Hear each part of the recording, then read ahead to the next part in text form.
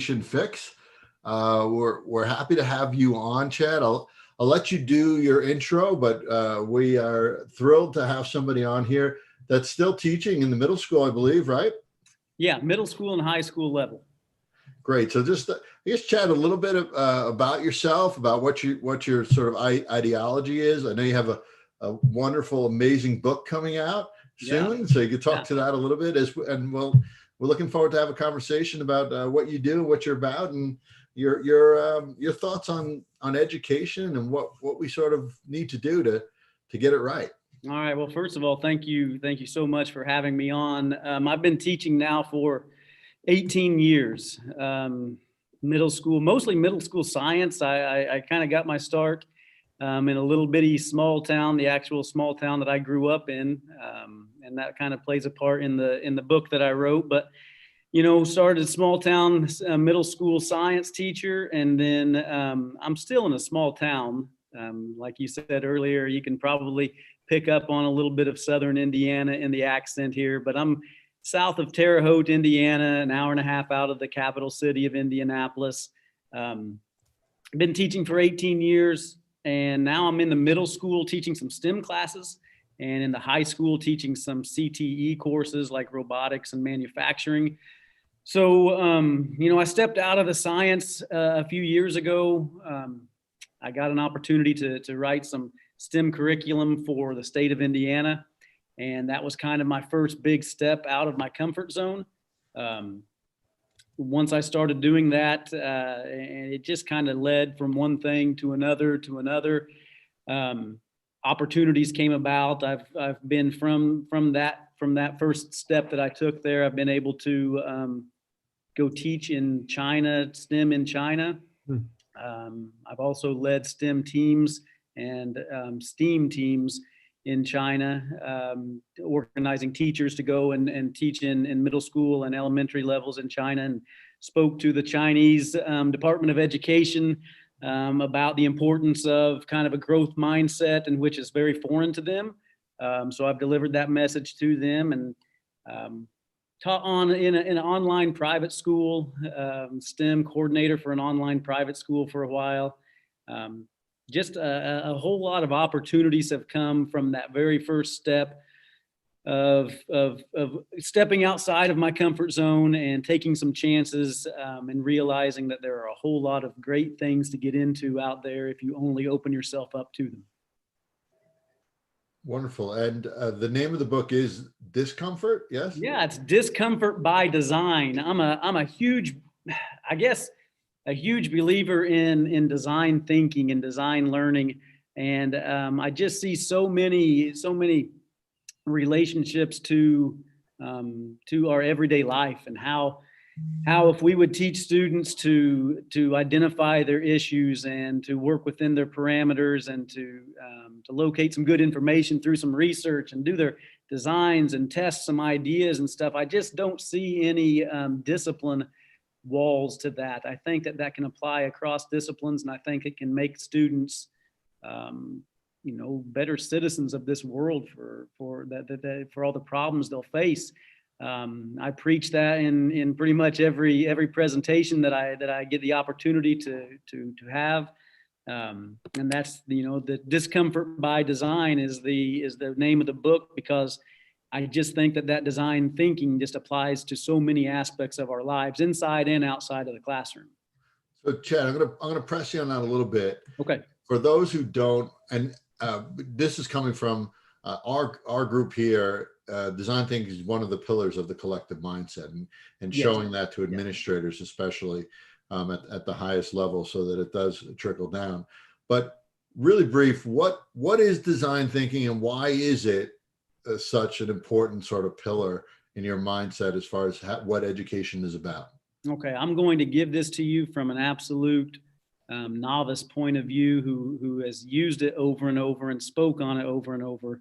To me, it is just it's problem solving and critical thinking at its most stripped down form. I mean, for me, it's like I said, it's the identification of issues, no matter what we're in the classroom or outside of the classroom. It's using other people's attempts at solving similar issues, looking at what other people have done to solve issues and learning from others, working within your parameters, and then coming up with ideas that fit all three of those, the knowledge of the issue and other people's ideas and their parameters, and coming up with solutions that are all possible, right? They're all possible solutions to your challenge that you face. And then testing them. And I mean, having the courage and the confidence, I guess, to test your ideas, and then being vulnerable to the results of them, and knowing how to analyze the results that come in, and then communicating. The skills that come from all of this are just priceless. They're not the skills that unfortunately get assessed on all of these thousands of state assessments that the kids face every year, but they're the skills that are going to apply to their real life, and they're the ones that all of us use, sometimes without even knowing, on a day-to-day basis as we face these challenges of life.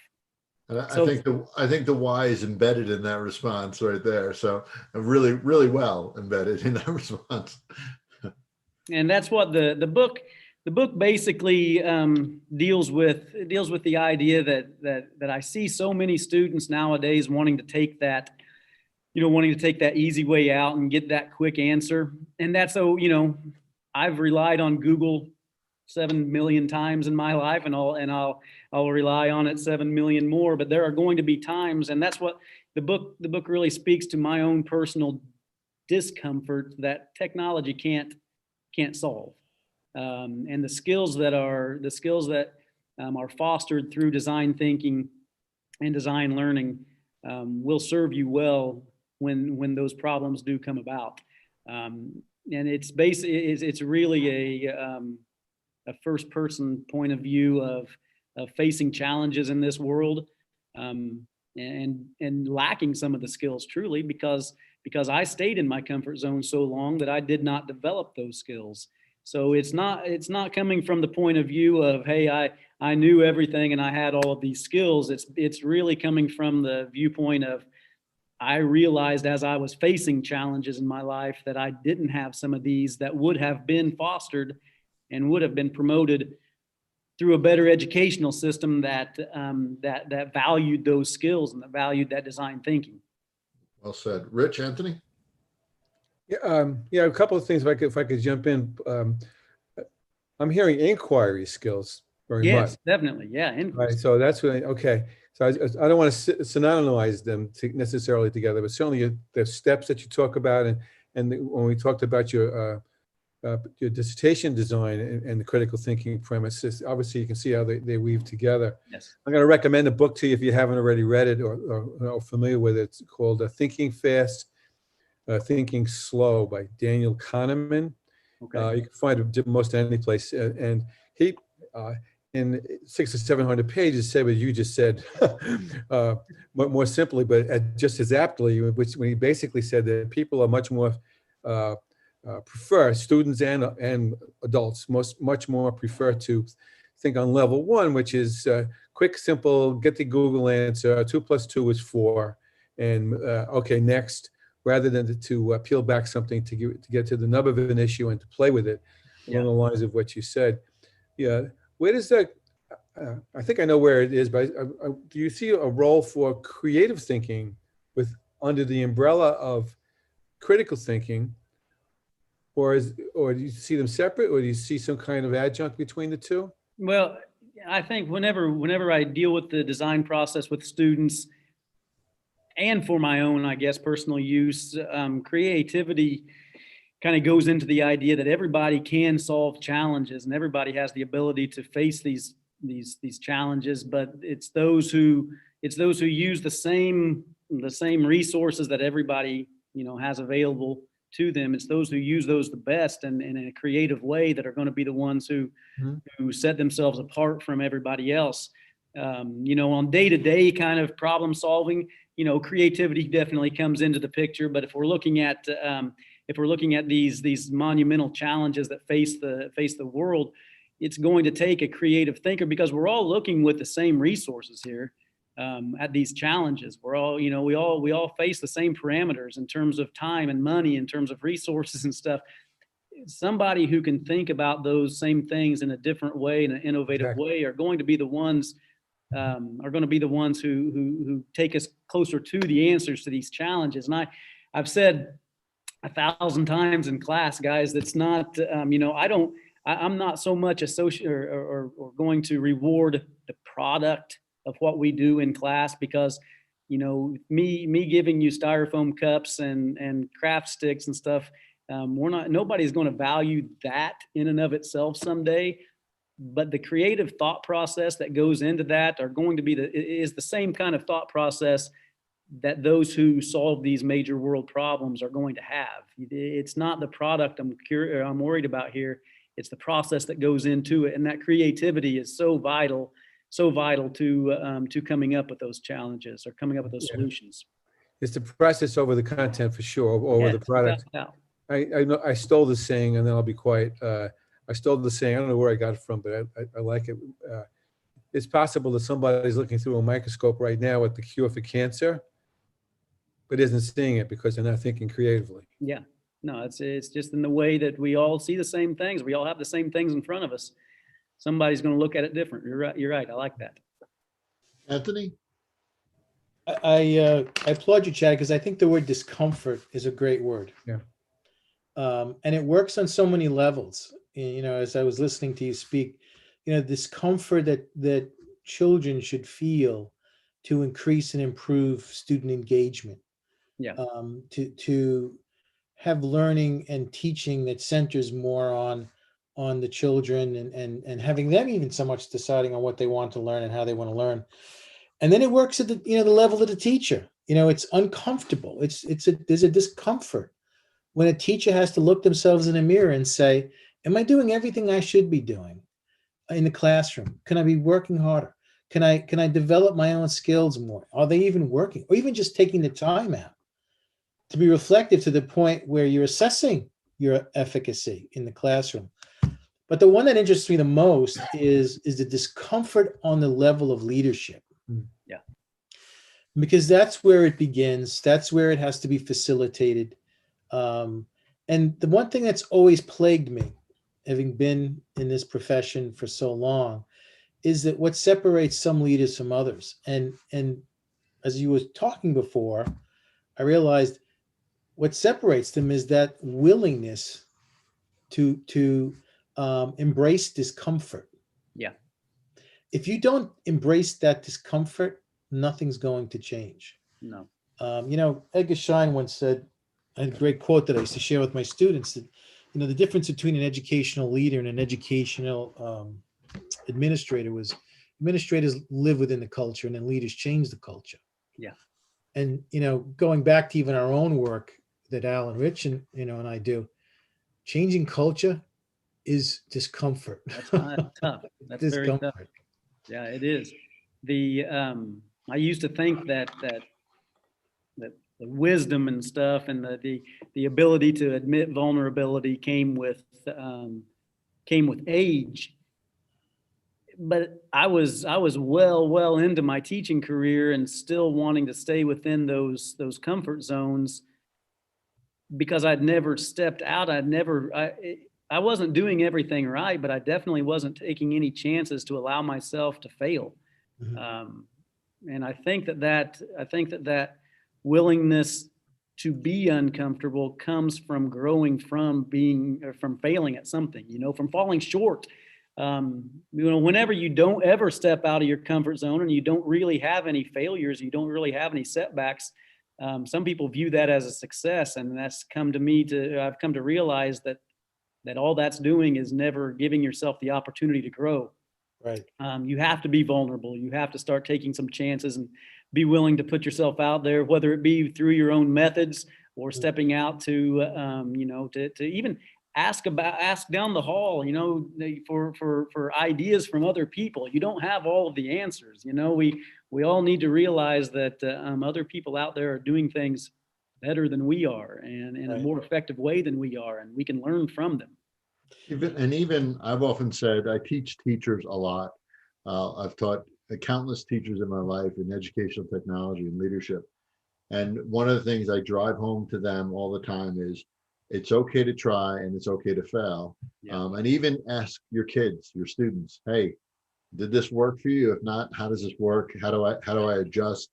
I think people don't like to have that discomfort feeling because there's a fear, right? There's a fear of failure. There's a fear of what they'll feel like, what they'll look like.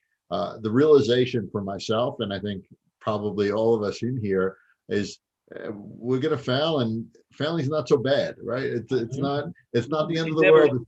But you don't realize that until you do it. You That's know, exactly take some right. experience. It's like I was the most perfect textbook teacher for my first 3 years. I knew everything in that textbook, and I knew every answer in that textbook. And the reason I did is because I wanted to come across as knowing everything.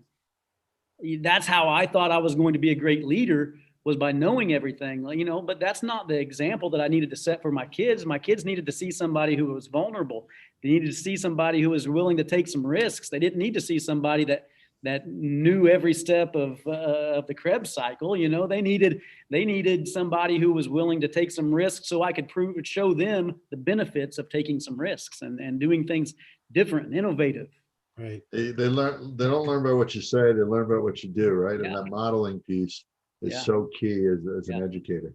Yeah, and I talk about this book, and it excites me to talk about it because I do feel like there are so many people that are just going to read it and be like, wow, at some point that was me, you know, or this is me at this point. And just to show that, you know, that somebody who was as entrenched in the comfort zone as any one person has ever been in their life, that was me. And I still have a ton of growing yet to do and a ton of learning yet to do, but I've been around the world because of stepping outside of my comfort zone. And I just think once you start that, the growth that comes to you and the benefits that come to your school and your students are just phenomenal. Well said. And the opportunities that it brings about, stepping out of your comfort zone, things that you may or may not have foreseen you being a part of, whether it's going to China or for me coming out to Colorado or whatever it is, right? We don't know what will come of it. And it's not for us to figure that out ahead of time either. And I think that's also what people try to do. They want to stay in their comfort zone. They want to know what's next. They want to know what's going to happen. They want to predict the outcome, especially teaching in the classroom. A lot of teachers feel that way. But the reality is, if you do step out, I love what you said. It does lead to so many different opportunities and personal growth. And that goes out into every aspect of your life too. So. And it is human nature. I mean, it's human nature for us all to want to seek comfort. It's not, there's nothing wrong with it. You know, I don't ever want to put somebody down for seeking it, because there is obvious comfort in it. But once you start stepping out, you do realize all of the opportunities and the doors that do open. Rich, Anthony, closing thoughts, additional thoughts? My closing thought is why I think, you know, like the whole concept of your book, and that translates into a lot of things that we do, the three of us do, and, you know, I've done in my career, although maybe I never quite called it so, but to promote discomfort. Yeah. And not only embrace it, but to promote it. And I don't know that as a profession in general that we do that. No. You know, I can think of far more people I know, colleagues that I've worked with, who would rather play the safe road. And you're right. And at the end of the line, they say, wow, I had a great career. Really didn't accomplish much, but they had a great career. And I don't know that our profession does that enough. And I think that's one of the things that even we promote, if you think about it, the three of us, we promote that discomfort. We want people to think, to be self-reflective, to examine their beliefs and their values and what drives their teaching and learning, because all too often they accept mediocrity. Yeah, good enough, right? Yeah, good enough. Yeah, in essence, we want it to be cool to be uncomfortable, right? And be trendy to be uncomfortable and easily. I think one of the last lines of my book is something along the lines of, I've now become comfortable with being uncomfortable. You know, Yeah, you that's wonderful. Great. take Yeah. chances and you get used to it. But that comes, you know, you guys, you set up a community here. You did with beginning with me, even is just saying, hey, this is nice and relaxed. And, you know, with our kids in our classes, we have to do the same thing. We have to take that judgment out of our classes and those, that fear of being ridiculed and judged by each other and by the teacher and by their peers and stuff. That setting up of a community of learners is a giant portion of accepting discomfort. So Chad, just to be clear, we are going to give you a standard test after this. I give you a letter grade. Okay, all right. I mean, we may have sounded all like with it, but we Yeah. really, this is really about giving you a standardized test. Sure. All right. Okay, I'll do my best. First answer is How many true. times do I get to take it? Oh, Just once, and Just once, of course. there's no room for growth or learning after Okay, just you one. pass that, okay. Rich, final thoughts, and then Chad, I'll let you have the last word. Another tortured metaphor, and I don't even know where I got this one from either, but it reminds me of what Anthony was saying from two places, actually. First of all, I'm reading another book about dialogic organizational development, which is really what we're doing right now. Yeah. We're dialogue and exchanging and processing what each other is saying. And the question, one question I have for myself is along the lines of what Anthony just posited is, you know, how often and how many school cultures, leaders or the school cultures as a whole with a W really encourage discomfort. Yeah. And it goes back to a phrase I started to say a moment ago, which is, you know, if you put a grain of sand in an oyster shell, it forms an ulcer, which is discomfort, I guess. And then we know that eventually the ulcer becomes a pearl. So if someone had to put the grain of sand there, you'd like to think that you wouldn't need yourself to put the grain of sand there, which I'm not sure we would do it, but it would be nicer to know that everyone wants to put grains of sand in each other's oyster shells to encourage collective discomfort. Oh, I like that. I'm going to put that in. Next Best book. of luck to you. I'm very interested in reading your book. Well, thank you so much. Yes. Thank you. As am I. So Chad, final thoughts from you, and yeah, thank you from all of us, but final thoughts from you? No, thank you guys for having me on here. And you were right. The atmosphere and the culture was very relaxed, and it's great to hear support from such experts, interest from such experts. And also the idea whenever it first came out was I didn't even know if design thinking was going to be something that anybody was interested in learning. And that's why I tried so much at the beginning of the book to just relate it to everybody and just to let everybody know that no matter whether you're an engineer or not interested in any kind of scientific method at all, it applies to all of us. And no matter what career these students are going to pursue, what life lies before them, they're all going to face challenges that this specific type of mindset and abilities and skills can definitely help meet. So if the book is anything like you and relatable and approachable and humble, I mean, I can't wait to read it. And well, thank you so much. It is it's a confident humbleness, I guess you'd say, because I'm confident in the material, but every bit of it has humbled me at some point. So, well, you can be confident and humble at the same time. Yes. They're not one and the same. I'm an advocate of that as well. Chad, thank you so much. Thank you guys for having me. And Thank you, we'd love to have Thank you on you. again. Maybe when is the book dropping? Is it Supposed to be beginning of December, I think. I asked for a holiday release, so I'm hoping that's. well, that would be wonderful. We'll be rooting for that, and maybe we'll have you on sometime in December after it drops, and we could have more of a conversation around this, more conversation around the book. Yeah, I think it'd be wonderful. All right. Yeah, I would appreciate that. Thank you guys so much for your time. All right. Thank you. Great. Nice meeting you. Nice meeting you guys.